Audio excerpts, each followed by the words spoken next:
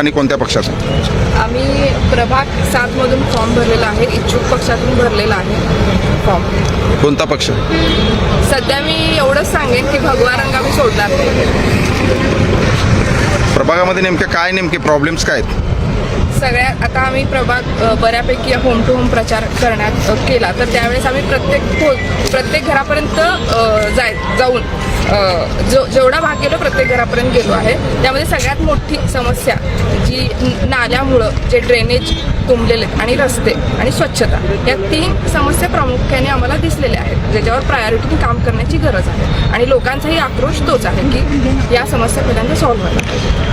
नाही, मग अनेकांचे आव्हान राहतील आपल्याला या निवडणुकीमध्ये.